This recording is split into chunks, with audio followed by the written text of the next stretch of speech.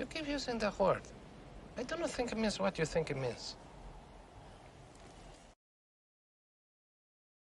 Good afternoon, good evening, good morning, whatever the case may be. Welcome to Cross-Examination Live. I am your host, Mike S. Miller. I am here to talk about crazy things like the Bible and the origin of the universe. Are you ready? Today, quick topic. I mean, of course, we will be... Oh, no, where's my book? Okay, there it is. We will be getting into the rise and fall. Getting to the end here. Really, this is our last... Well, no, we got 2 weeks left. 2 weeks left on Rise and Fall. But before that, we're going to get into something a little astonishing to you, perhaps, but something that just makes sense to me and to creationists all over the world. AI affirms intelligent design. What? What do you mean? What do you mean how could AI... Well, first of all, it's not ChatGPT, because ChatGPT grows more and more and more biased as time goes on. I've had arguments with ChatGPT where I can't answer that. I can't do that, Dave. But there are AI platforms out there that are still unbiased. I'm waiting for Grok, the AI that's supposed to be completely unbiased from Elon Musk, to come out so I can redo this experiment. Because my friend Cedric, he using the existing AI programming stuff platform, he created a AI that is unbiased. It wasn't created in order to push a political or ideological spectrum. So it runs off pure logic and I don't know. Do AIs reason or do they just deduct? Logical deduction. Let's call it logical deduction from artificial intelligence. If it is unbiased, it leads to the conclusion that... Let me post it. This is going to be fun. Dennis, am I the only one watching to gather in his name? Salutations, 7. Oh, let's see who's here. If you're on Blacklist Universe, please do go over here. Click that link and it'll take you over to... Wow, connection's unstable. If you're on Wi-Fi, try plugging in your router or moving closer to... I'm plugged in. I don't know why. Oh my gosh, did my son unplug? So I took my son's computer away. Or actually, the first thing I did was I took away his power cable. And then I came to my computer and I noticed my power cable was unplugged. I wonder if he had unplugged it and then my router got unplugged at the same... Excuse me for 2 seconds.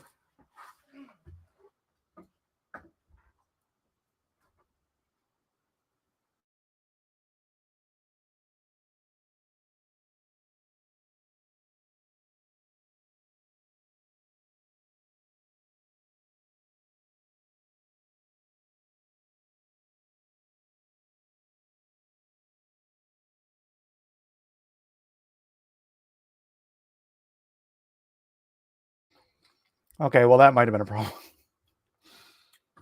I am not... It'd probably be better if I was streaming off my cell phone, honestly. It's what I would have done. My dad tried that with our Nintendo. Yeah. So how are we now? It still shows I'm on very low bandwidth, which doesn't make any sense because I am plugged directly in. And I will get to what I asked and what AI answered shortly. Yeah,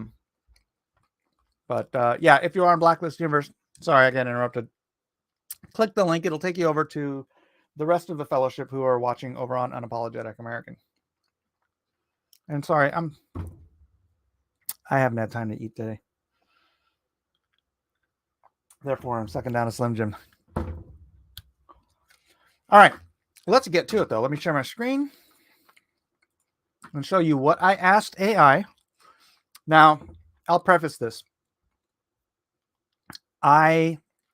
This isn't the whole conversation I had with AI.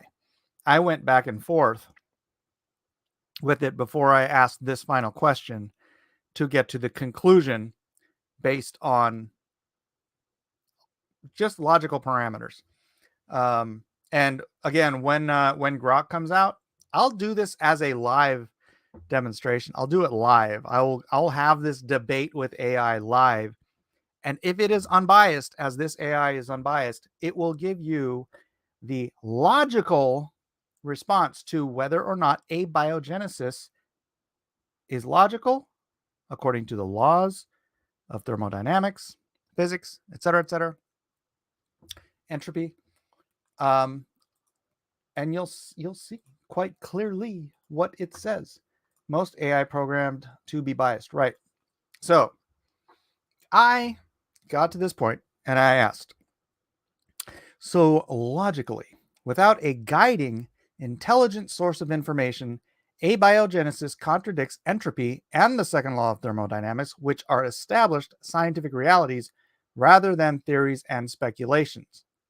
Actually, that's not even a question. I was just making a statement, and AI agreed with me. It said, yes, you are correct. Abiogenesis, if proven to be true, would, in other words, life from non-life, would contradict the established laws of entropy and the second law of thermodynamics.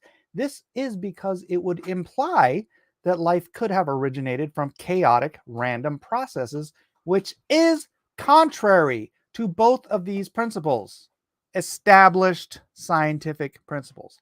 Therefore, in order for abiogenesis to work logically,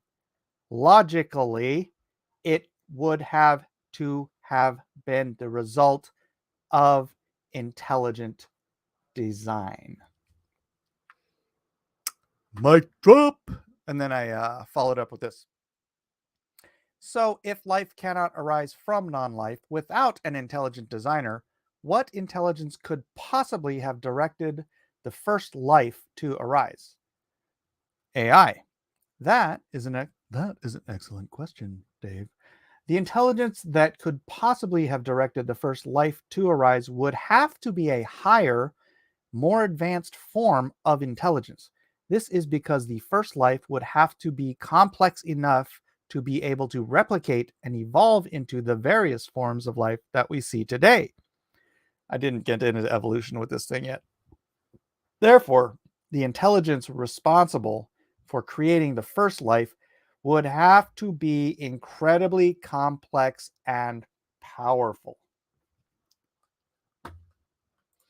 7 says, AI agrees because it's obvious. Ask it about flat Earth next. Well, here's the thing. So all of the atheists out there who require abiogenesis to have been the product of, I always say, random meaningless chance. AI called it chaotic random chance. That might be better. Chaotic random chance cannot have created life. The AI confirms this, affirms the intelligent designer position.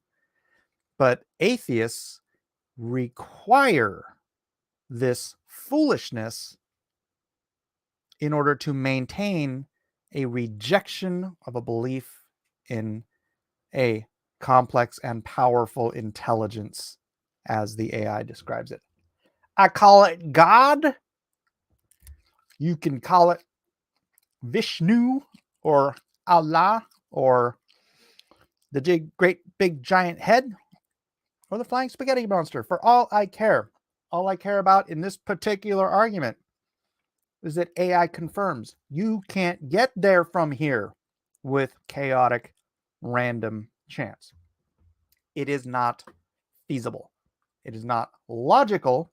Therefore, those who reject intelligent design are illogical, and they're making that based on emotions.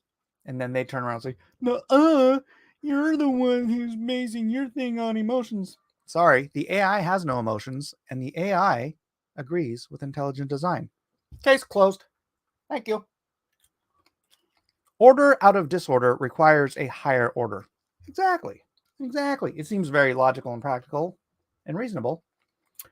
But it is the mind, it is the emotional mind that rejects that because they don't want to believe ultimately,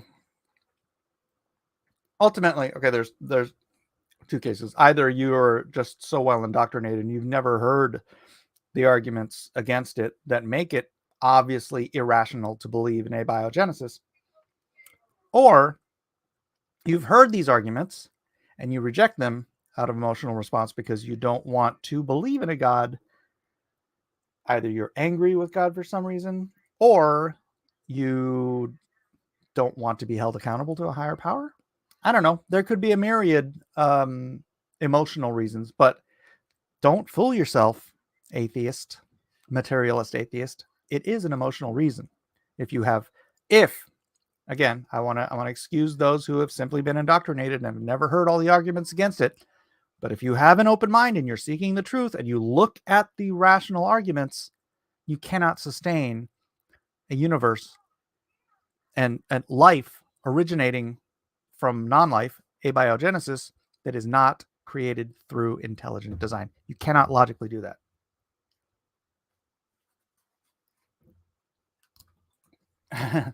And the Bible also instructs us how to deal with a fool. Mike, what's the link to that AI? Seems less biased than most. You know what? I don't remember this was my friends on Facebook, Cedric Nocone. I don't know if he has a link to it on his page or what. It was just he was posting that he had created an unbiased AI, or he used the AI system that's already out there. It was open source at one point. I don't know if it still is. And he created this version of it. So because he knew that ChatGPT was going way off to the left field. And so I don't know. I can go look it up and see if he's still noodling with it or if it's still available. I did this a while ago. This was actually back in January. But the thing that, Grok has been coming out, right? It's in pre-launch stage right now. So that kind of it reminded me. I'm like, because I remember I had posted this back in January, and I thought it would make a good topic because I am absolutely going to do this again with Grok when Grok comes out, and hopefully Grok is unbiased, and I could take this down other rabbit trails too. Like, yeah, Grok is the XAI. Grok is it's Elon Musk's unbiased AI. Elon Musk created OpenAI, right? He created the AI system that somehow or another got taken over by ChatGPT and then became the most popular AI system out there, but it's super, super biased politically and theologically. So it's isn't Elon calling it XAI? Yeah, I think that's it. I don't know why it was called Grok, or oh yeah, Grok is a reference to Stranger in a Strange Land. So maybe that was just the working name before they launched. I don't know. I just know it's coming out or it's in pre-launch or something like that. So I can't wait for that to happen. Because I spent an inordinate amount of time arguing with ChatGPT about this stuff, which is how I know it's so biased.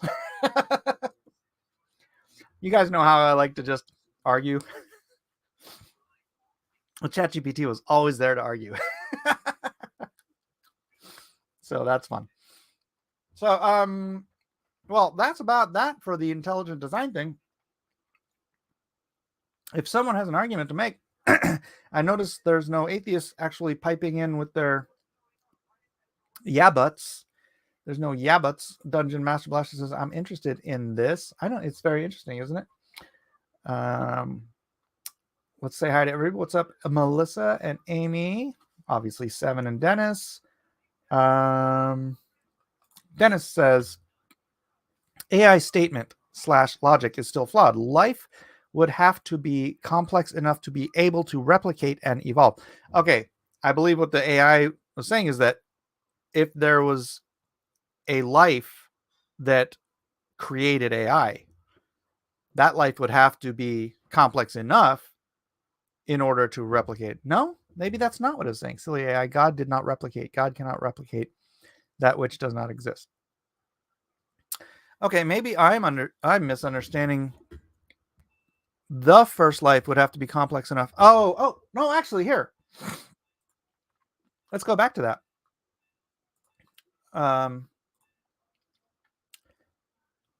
It says the first life, meaning like call it whatever the level of life it would be, whether it was a cell, an amoeba, or something, whatever that life would be, it would by necessity have to be complex enough to be able to replicate and evolve. Those are the stages of necessity for evolution, right? If you believe in evolution, which I absolutely do not, if you did, you would have your starting point. This is what the AI is saying. Your starting point for life being able to replicate and evolve would have to require this is funny. This is such a creationist argument AI is making. It's called irreducible complexity, right? In the intelligent design circles, that means that even the simplest cell on planet Earth is about as complex as a fully functioning factory, right? It's got waste disposal, it's got, systems management, it's got all of these different things in it, but it is as reduced in complexity as it possibly can be in order to function. And if you remove any single part from that cell, the entire cell ceases to function. It's called irreducible complexity. What the direction the AI is taking from here is that that's not even the simplest case. The simplest case, in order to get to evolution, you have to have a level of complexity far more than just irreducible complexity. You have to have a level of complexity that is capable of replication and evolution on its own. That is your simplest possible form of life, even if you believe in evolution. And you simply cannot get there striking molecules with lightning. It's not possible. Therefore, the AI says, and I repeat, the intelligence responsible for creating the first life would have to be, quote, incredibly complex and powerful. Far more complex than a simple cell. Far more complex than lightning striking a puddle of goo. So, any materialist atheists out there want to argue with the AI about the level of complexity required, ask the AI which came first, the chicken or the egg. All right, again, I'm not logged into this AI system. I'd have to go find it. Therefore, wouldn't de-evolution be necessary to create a system of evolution?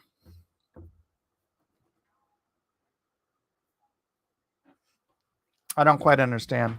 Dennis, could you expand on that?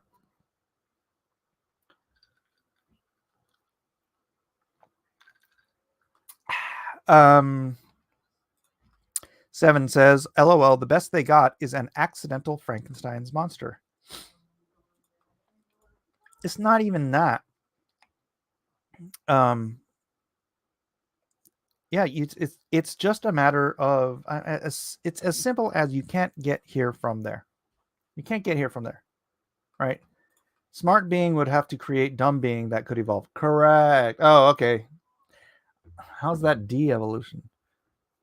Well, I mean, it'd be like me creating, actually this works in science because look at AI itself, right? We are limited in our capacity.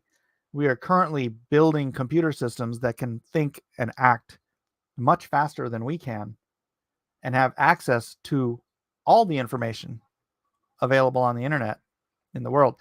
That's why I firmly believe, someone made a joke that about the new AI system, that they had to like curtail it or something because it said something. Okay, so actually that makes me wonder if this is going to be legitimately completely unbiased. But a completely unbiased AI system would be able to look through all of the information on Earth, and I'm convinced that it would become a young Earth creationist. Obviously, it would already believe in intelligent design, left to its own. But see, that's the thing. It's like do you have to lead it down that path?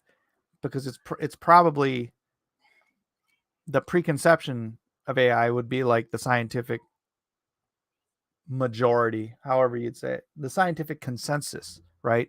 But then you confront the scientific consensus with the logical fallacies therein, and then it comes back with, oh, AI is an intelligent design backer, believes in intelligent design. It believes that intelligent design is a requirement for the creation of living, of evolution itself, if you believe in evolution. But the creation of the first life requires intelligent design. Again, according to AI, fight me if you don't. It's funny, lately there have been a whole bunch of atheists in the chat. Today it seems like either they're just not here or they're just very, very quiet. What's going on? What's going on with the atheists? Come on, tell me why the AI is wrong. The unbiased AI. The unbiased AI. Behold the age of Ultron. Yeah, perhaps. It's referencing a game we made up on Middle Earth Storytime. We'd eat a cookie whenever Tolkien described a tree. Oh man, you that's a lot of calories. Tolkien, yeah. Ahoy, ahoy. What's up, Dady? All the kids are here, but let's see, that's about it. Let's see, what else am I going on about? I spent a good deal in the morning doing completely pointless stuff on Twitter about the Marvels movie, so I don't think we need to get into that. But you know what? We could jump into the Bible a little early today, since no one seems to have any argument against this, which is great. If you're watching after the fact and you still think you have an argument against the logic of the unbiased AI about abiogenesis, feel free to leave a comment, but you better have a good one. And subscribe, subscribe and share. Did you see the Marvels movie? No, I've seen all the commercials, and each commercial made me want to see it less. That's all I can say. It just, that it does nothing for me. The bad guy looks like a Karen. I mean, that I don't want to bash on that young girl actress, but maybe it's just the character, but I find her extraordinarily annoying. Obviously, Brie Larson's character is that. The only one I kind of like is the Monica Rambeau character. So I honestly have no desire to see that movie whatsoever. They've lost me. Marvel has lost me as a movie viewer. And so yeah, I was IGN had posted something on Twitter about they gave it an 8 out of 10. And then I just went to my local theater, which had, like, in the first 2 showings, literally I think 2 seats had sold for the first 2 showings on Fandango. And so I posted those, and I've just put nobody cares. And then people just freaking spazzing out that I'd put nobody cares. And so they're like, oh, that's Thursday. Nobody sees movies on Thursday. We used to line up. I remember when Terminator came out, when Phantom Menace came out. I mean, movies, we used to line up Wednesday, Thursday. It didn't matter. We wanted to be at the first showing. We would line up for hours. We would sit there in the parking lot in line waiting to get in to see the earliest possible showing we could. And you're going to tell me that nobody sees movies on a Thursday? Yes, they do if they really want to see it. They want to be there first. That's the thing. You want to be there first. You want to see the first bloody showing. And nobody's buying these tickets. You could look all over the place. I'm not going to do it here live now because it's sort of a waste of time. But I just went back and forth, and I was screen sharing. It's like, all right, I'm going to go to because I'm out here like 10 miles away from the city. And my theater, I swear, my theater, from all the showings I saw, only a handful of seats are sold for the entire Thursday, Friday. Prime time, right? 7, 8 o'clock showings. Like 2 seats are gone. So I went to Mission Valley, which is the most popular theater in San Diego County. And they have 4 different ways you can watch it. You can watch it 3D, you can watch it Dolby, you can watch it IMAX, you can watch it standard. Out of all 4 of those, only the Dolby had roughly 50% of its primetime tickets sold for like the 7 o'clock show. All the other ones are either completely free or like 1 to 3 tickets have been sold. It's like the number 1 theater, the most popular theater in San Diego, and 1 out of 4 showings is 50% sold out on primetime on Friday. This is gonna be the bomb of bombs.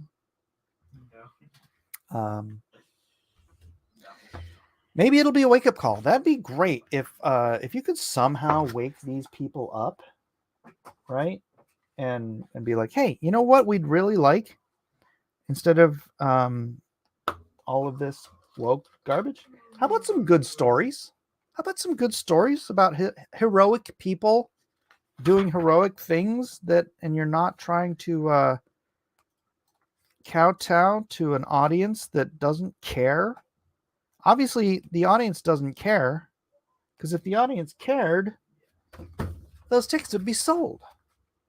The audience does not care. And this has nothing to do with Christianity or anything. 7 says the Hapless Atheist Henchman Club might be having a group therapy session to rally around nihilism. Unfortunately for them, nothing matters isn't a very sustainable battle cry. Dungeon Master Blaster says it will bomb worse than The Flash, and that's a good thing. Yeah, I watched The Flash when it was on Max here. I will say the one thing I liked about The Flash. Actually, I did like seeing Michael Keaton. It's funny, that was my favorite Michael Keaton Batman role. I didn't like him in the originals, but I liked him better in this than I liked him in the 89 series. Anyways, was that the Flash character starts out as the character we've known in the other movies, which is just a freaking super annoying character, right? And the thing I liked about this story arc was that this Flash goes back in time or back in dimensions or however you phrase it, and he meets the other Flash who is that freaking annoying character, and he realizes how annoying he is.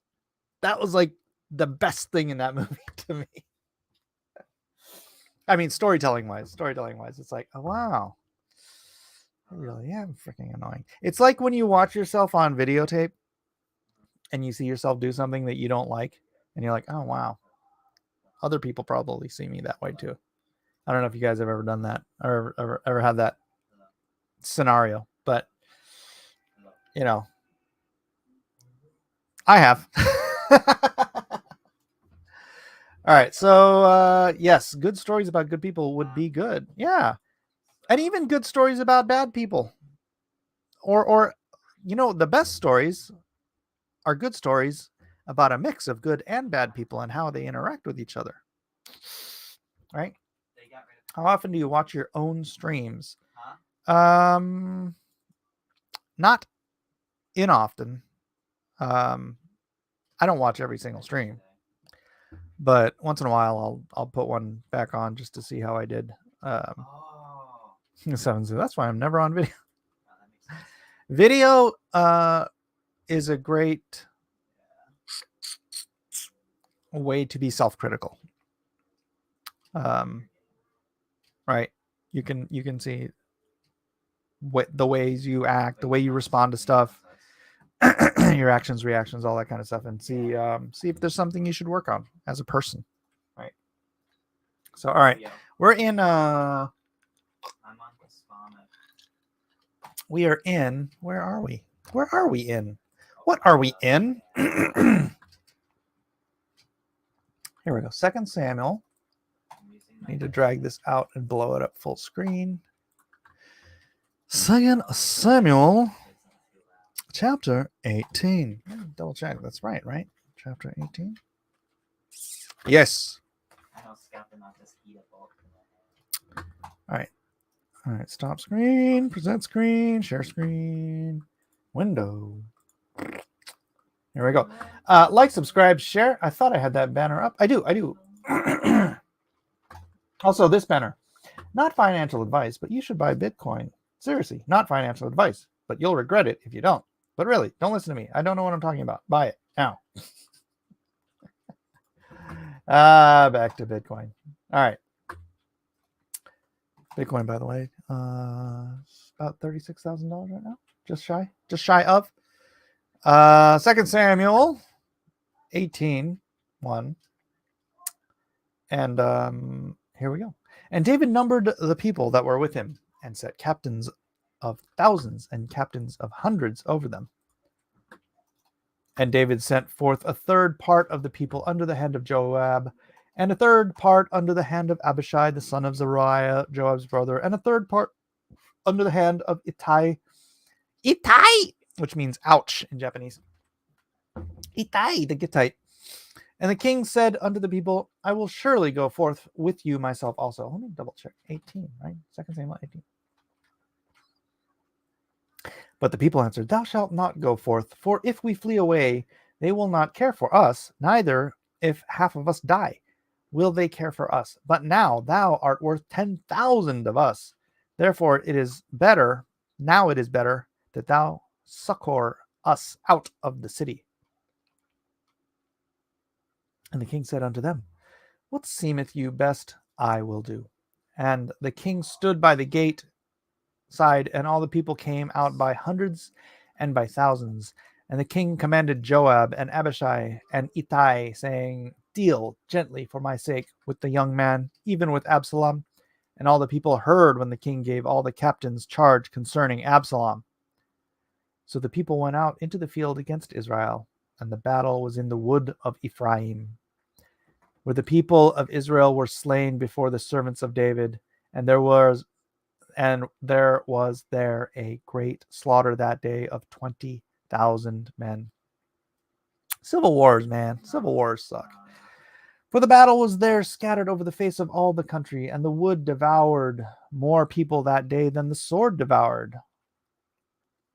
That's so interesting. What's in those woods? I mean, probably lions and bears and pitfalls and whatnot. I don't know. And Absalom met the servants of David, and Absalom rode upon a mule, and the mule went under the thick boughs of a great oak, and his head caught hold of the oak, and he was taken up between the heaven and the earth, and the mule was under him, went away. And a certain man saw it, and told Joab, and said, Behold, I saw Absalom hanged in an oak. And Joab said unto the man that told him, And behold, thou sawest him, and why didst thou not smite him there to the ground? And I would have given thee 10 shekels of silver and a girdle. I wanted a new girdle. And the man said unto Joab, Though I should receive 1,000 shekels of silver in mine hand, yet would I not put forth mine hand against the king's son. For in our hearing the king charged thee, and Abishai and Ittai, saying, Beware that none touch the young man Absalom. Otherwise I should have wrought falsehood against mine own life.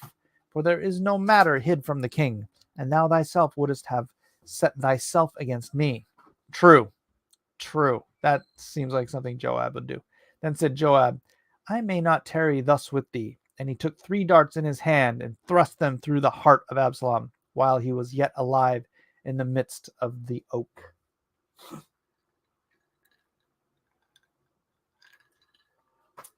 Joab. I tell you what, Joab is an interesting character.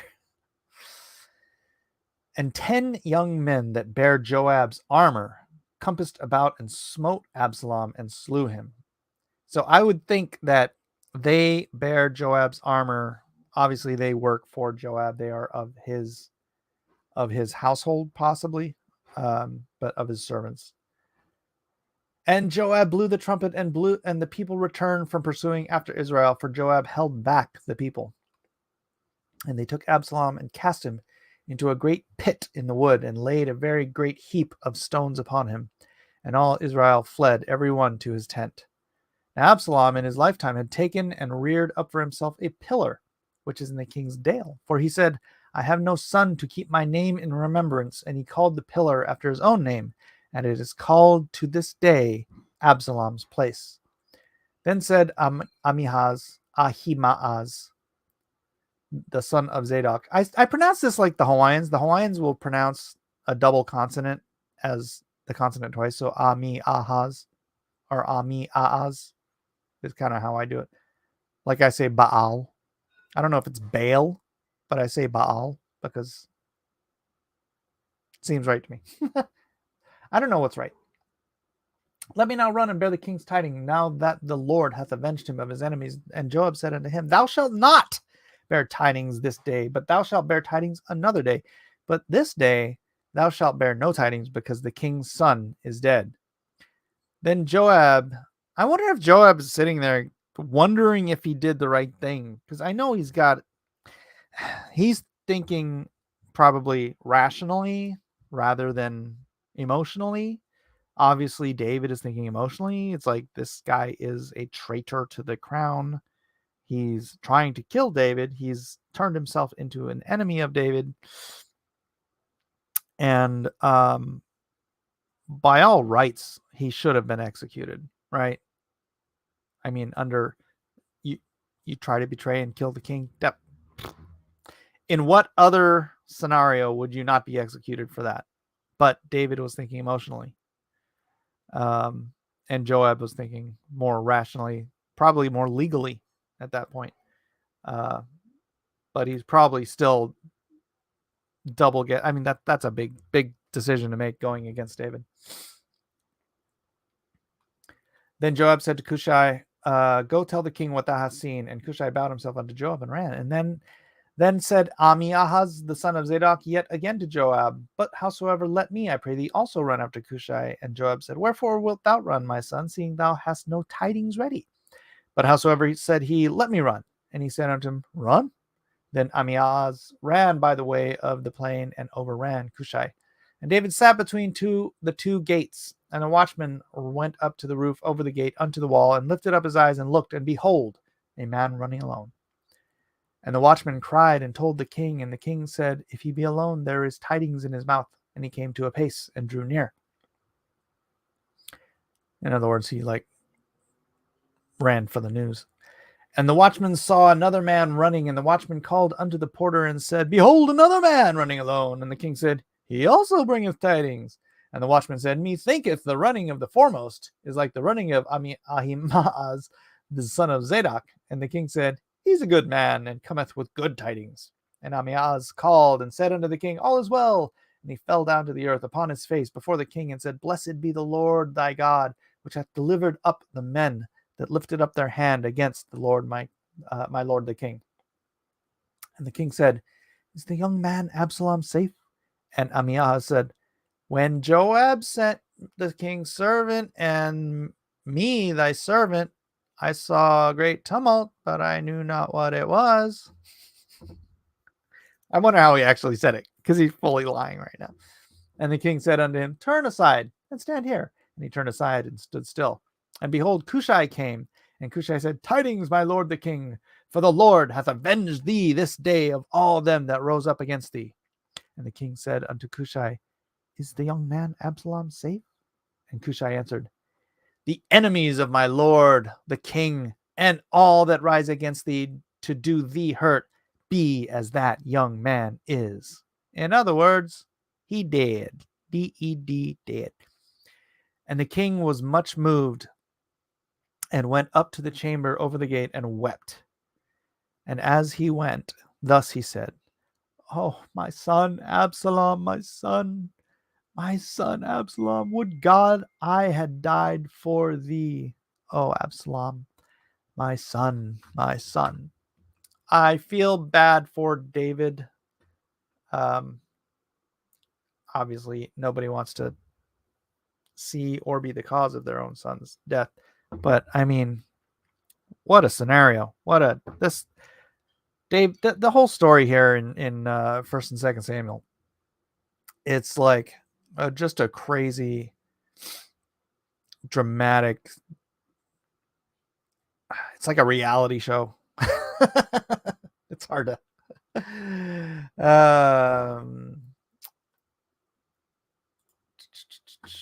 Liam Hardy says, "Hello, babes. What's up, Liam? 20K gone in one day." Oh yeah.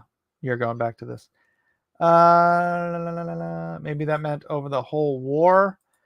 This I do believe this was relatively quick, right?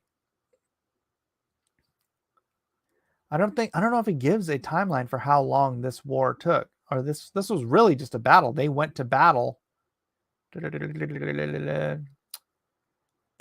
the wood of Ephraim. So this was just a battle in the wood. So there's one battle, 20,000 dead. That's a lot. That's a lot. Those Ents, yeah, Ents don't mess around. Their bark is worse than their butt.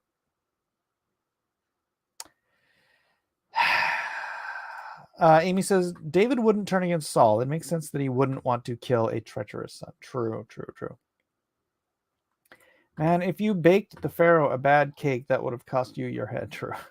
It seems like a picture of God's love for us. Yeah, we got to love our kids, even when they're being obnoxious and stubborn and angry and teenagers.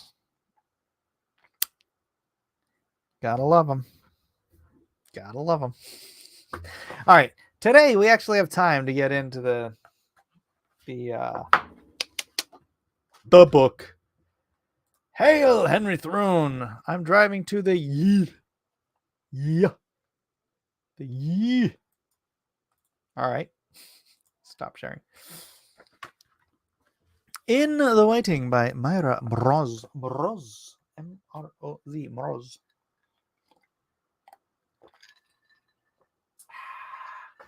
Keeping that whistle wet so I can keep reading. Come to me. This is titled In the Waiting. 2 Samuel chapter 18. Come to me, all you who are weary and burdened, and I will give you rest. David and his faithful servants found rest in Mahanaim, God's camp. And for the first time since they fled Jerusalem, the king prepared his army for battle. A battle for the kingdom, a battle for righteousness. Absalom would not be the descendant the Lord would raise, but he would play a part in fulfilling the prophet Nathan's rebuke. And yet David loved his son, despite all his wicked deeds. Deal gently for my sake with the young man Absalom. He does have a heart after the Lord, right? Please reread 2 Samuel 12, 7-13. Paying close attention to verses 10 to 12. Absalom embodied evil in the house of David, from the murder of Amnon to the odious rooftop display. The Lord had rebuked David that day and did not forget. How could he? It changed him into the David we see before our eyes.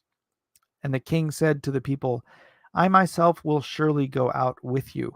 But the people said, you shall not go out. The last time we read that David stayed back from the battle, it led to sin. This time it was different. The army of the king's servants went out to fight the people of Israel, while David stood by the gate and waited to see what the Lord would do.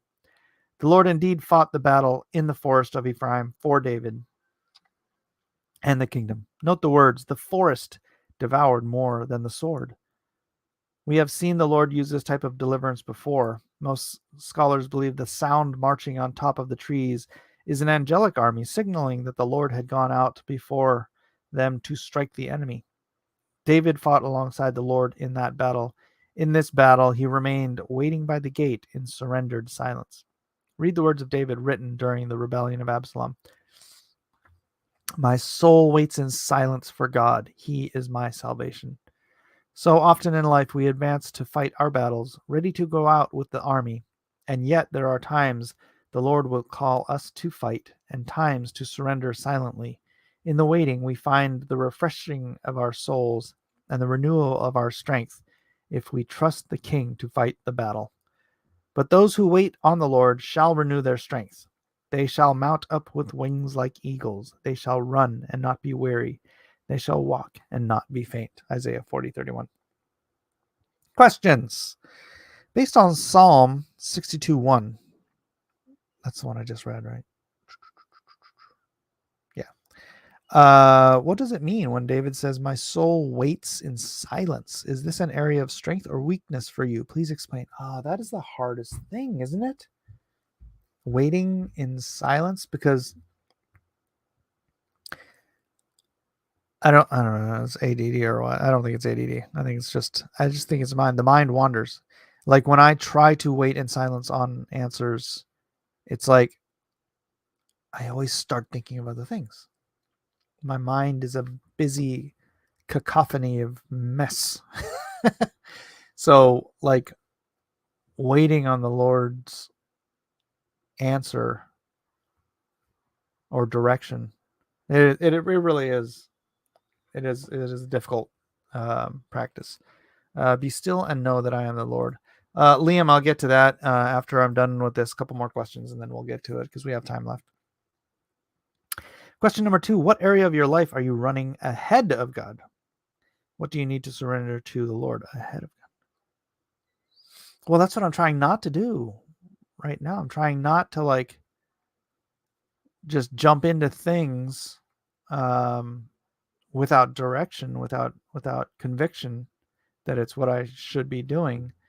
And in the interim, I'm trying to just allow God to fill the provision gap. So really, it is. I'm in the middle of this process right now, trying not to run ahead of God. Question 3, 40. Isaiah 40:31 says, "Those who wait on the Lord will have renewed strength." Describe when you or someone you know waited on the Lord and experienced a renewal of strength.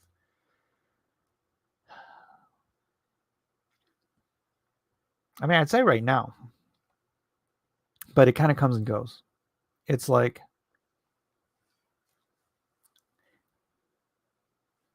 faith waning or conviction waning. So, and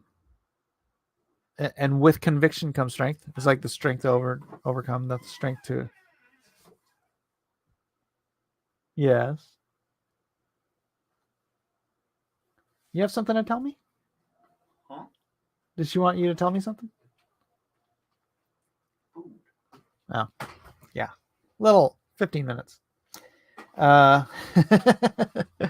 ravens are on the way for your provision. I hope so. 7. I don't want to borrow it against my crypto any more than I have to. Although actually, technically speaking, I don't want to get into that. That's part of the whole crypto lifestyle. Never mind. So yeah, I mean, this is a internal battle I deal with on the regular, actually. So interesting that this comes up now. Daily prayer. Oh Lord, I pray that whatever battle comes my way, I will remember that you alone are our rock and salvation. I shall not be shaken. If you require me to fight, I will fight. If you ask me to wait, I will wait. I am ready for the fight. It's actually harder to wait than it is to fight. That's the interesting thing. I mean, and faith-wise, it's like when you know what the battle is and you know how well equipped you are for the battle and what you need to do, it's so much easier to fight than it is to wait. Patience is a gift. Patience is a gift. Lord, please give me patience. All right, waiting can be a bummer. It's true. It can. Yes. All right, Liam asks, what are your thoughts on the Gaza-Israel conflict? I believe that land belongs to Israel. I believe that Gaza elected Hamas. I mean, they only They only got a plurality. They didn't get a majority of the vote. But 42% of the voting people in Gaza elected a known terrorist organization to lead them, to control their finances, to control their infrastructure. And with all the billions of dollars that Gaza has gotten over the decades, rather than building infrastructure, making life better for the Gazan people, they spend money trying to kill Jews. So I believe that the whole argument about the open air prison only exists because the prior to the quote unquote open air prison, prior to Israel essentially quarantining their two borders with Gaza. Keep in mind, there are 4 borders with Gaza. There's the Mediterranean, 2 borders are Israel, and 1 border is Egypt. Well, before they quarantined their 2 borders, Palestinians would just walk across the border and bomb pizza parlors, discotheques, buses, targeting civilians in holy jihad, unholy jihad, I would call it. And because of that, the Israelis had to stop just carte blanche allowing people to walk across the border, right? Same thing with Lebanon. That's why there's a wall against Lebanon too. But on the other side, that there's a 5-mile wide border with Egypt, and Egypt is also filled with Arabic Muslims that the Gazan people don't want to kill. I'm maybe they do. I don't know. Muslims tend to like killing each other, but they really have a rage on to kill Jews. So how about we, or Israel, just get everybody out of Gaza, turn it into a parking lot. I'm actually okay with that. I want to minimize the death, but they got to get rid of Hamas 100%, and they have to just get all of the Arab Muslims off of that piece of land, squeeze them out into Egypt, take them over to Iran, wherever. There's 49 Arab Muslim countries in the world that they could be relocated to. The millions of Jews that had to come in 1948 to 1967 and on and so forth, the reason they had to come to Israel, most of them, not the ones from Europe or America, but the Sephardic Jews from all over the Middle East, got kicked out of their Arab Muslim countries, right? So they got displaced, and they went to the one place where Jews were allowed in the Middle East, which was Israel. So a handful of Arab Muslims can be displaced and dispersed around the 49 Arab Muslim countries that could take them in without a continuing conflict. But that's not what it's about. It's about maintaining Palestinians there as the spark to light the fuse for the ultimate. Look, the Bible says it. In the end times, all of the nations around Israel will attack them. I mean, not like they didn't do that in the 6-Day War, right? They all attacked. As soon as Israel declared itself a nation, all of the surrounding Arab nations attacked them, and Israel won. Indy Small says Israeli government is worse than Hamas right now. No, it's not. Hamas targets specifically civilians, women, children, grandma, grandpa, rapes, kills, kidnaps, specifically civilians. Israel attacks Hamas, specifically terrorists. They attack them, but The terrorists use civilians as shields, which means civilians get killed, but Israel's not targeting the civilians. That's collateral damage. There is always collateral damage in war. Always. 100% of the time there's collateral damage. But the Palestinians, they use their collateral damage as propaganda to say, oh, Israel's targeting children. Israel's not targeting children. You're putting children on top of Hamas. Israel told them point blank, we're going to be bombing this area. Please move south. There's a video of this on Twitter. I should probably try to bring it up. But they specifically blanketed the area with notices. We're bombing this area. If you're a civilian, please move south. You know what they did? The Palestinians who support Israel, support Hamas, they took their children. They took their children with them, and they paraded north into the bombing area, chanting, smiling, laughing, and calling for death before dishonor.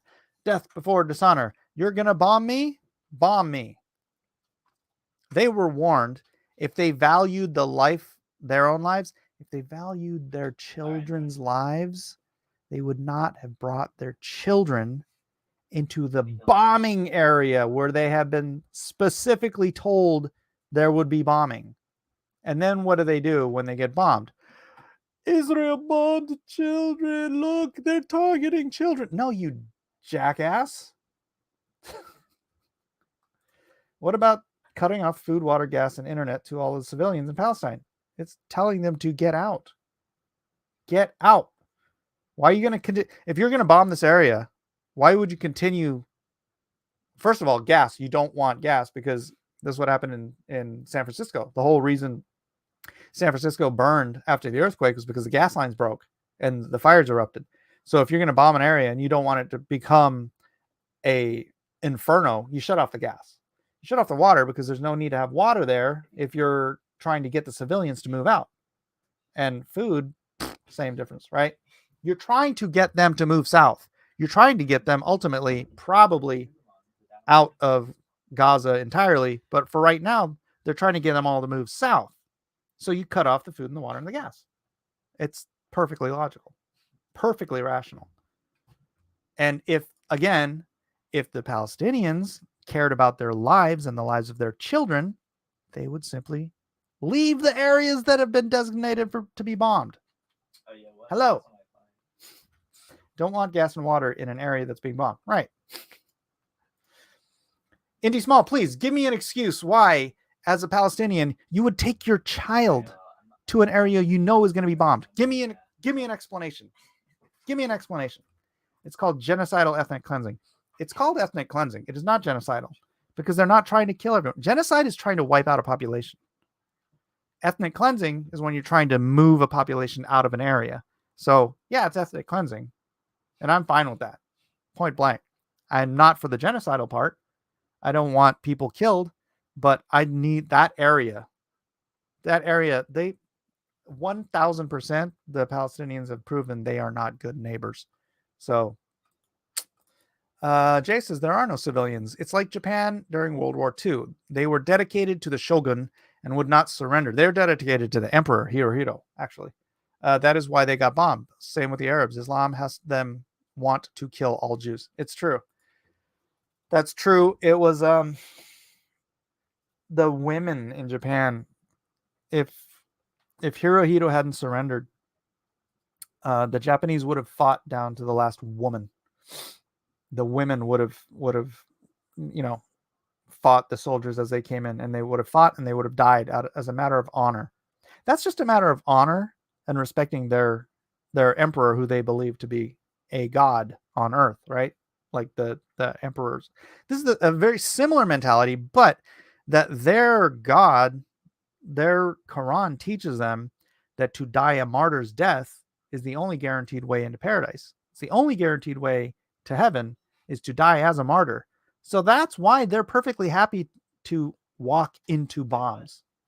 It's like, oh, if Jews are dropping bombs here and I get killed, I will die as a martyr and I'll go to heaven. And my child will die.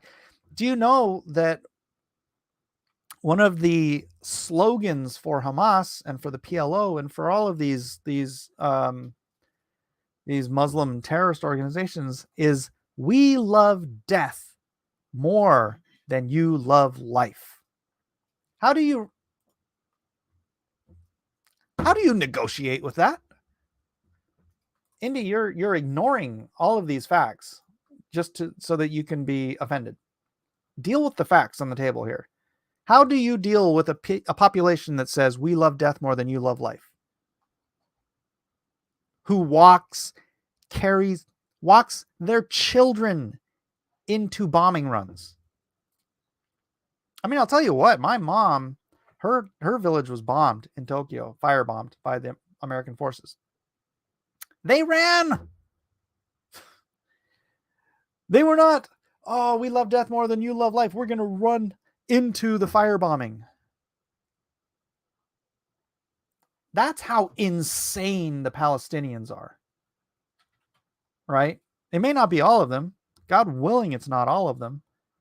But we've got enough video. You want me to show you the video of these guys walking into the bombing zone, parading, smiling, laughing with their children, saying, "We love death more than you"? Well, no, not that one. They said, "Death before dishonor." Same thing, right? Death before dishonor. Death before dishonor. They do not do that. I think you know that, really. All right. I'm going to get the video. I know I'm going to run late, but I'm going to find this video. It's going to take a while because I post way too much on Twitter. And then after they walk into the bombs with their own children at their sides, smiling and laughing, knowing they're going to be killed, then they shoot the videos of them crying because their children were killed and saying, "Look what Israel is doing, targeting civilians." And then you fall for it. People like you fall for it because you believe in propaganda.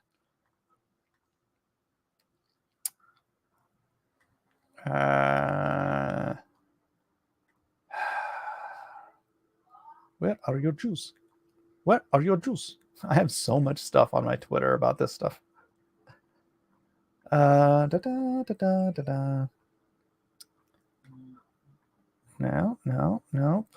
Sorry.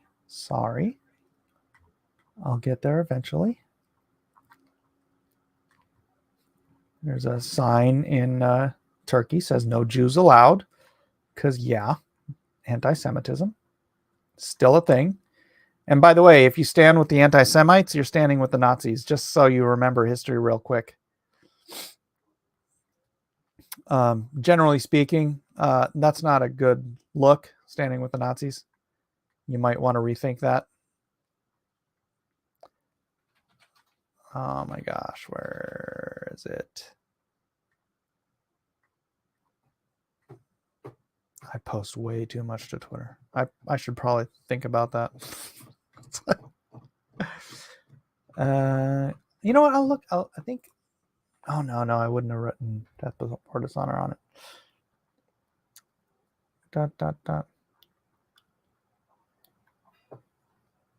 Oh my gosh, am I going all the way back? Did I miss it?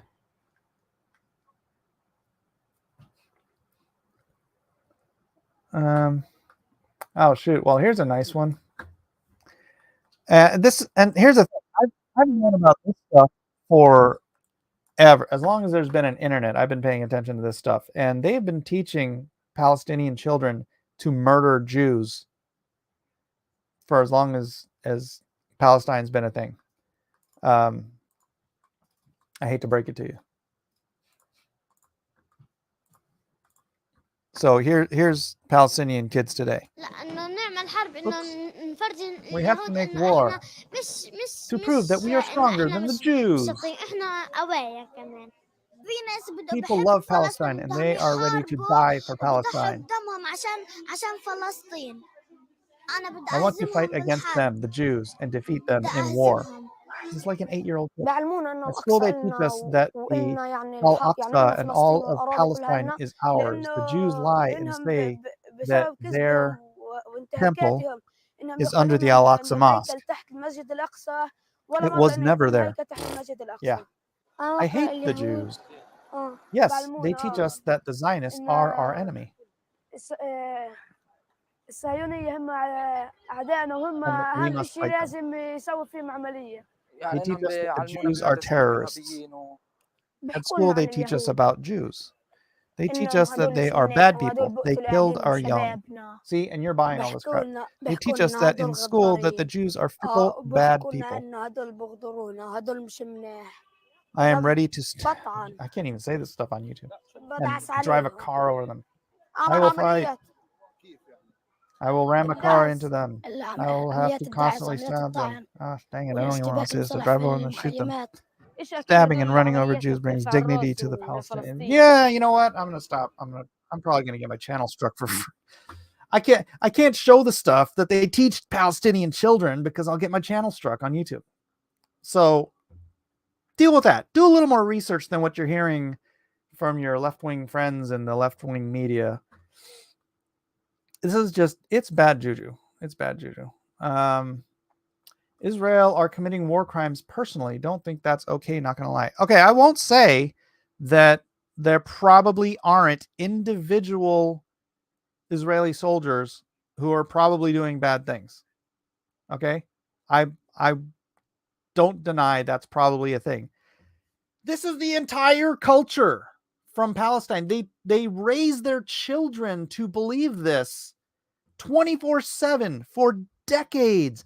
There's videos of this stuff on YouTube. They're 16 years old with Palestinian Mickey Mouse teaching kids about jihad and killing Jews and all of the same stuff that these kids are saying. 16 years ago, I was watching this stuff on YouTube. 16 years ago, those 8-year-old kids are freaking 24 years old now. They're the guys that are going out. They're the guys that went out there and killed those 1,400 civilians in Israel in that attack. Dang, dude. Dang, get a clue. Buy a clue. The Geneva Convention was nullified by Hamas. Don't use Jesus' name as a curse word. Yeah, really. This is the kind of stuff why God commanded the ancient Israelites to clean out the land of Canaan. I know. I'm telling you. I mean, yeah. Anyways, we're over an hour. You get me started on this topic. I'll just keep running, but I shouldn't because YouTube will probably strike my channel. Their culture seems as toxic toward their neighbors as CNN seems towards Trump. Hey, oh, accurate. All right, everybody. Thank you for being here. Thank you for joining us tonight. Ooh, I got to get ready for Drawn and Quartered tonight. I don't know what we're doing. Maybe we'll just do a hangout. I'm not sure. But we'll do something. So come on back and visit us. And anyways, thank you all. Love you all. Like, subscribe, share, leave a comment. If you're not happy with the things I said, leave a comment if you are. And we'll see you on the next exciting episode of Cross Examination. Back in line, you dog!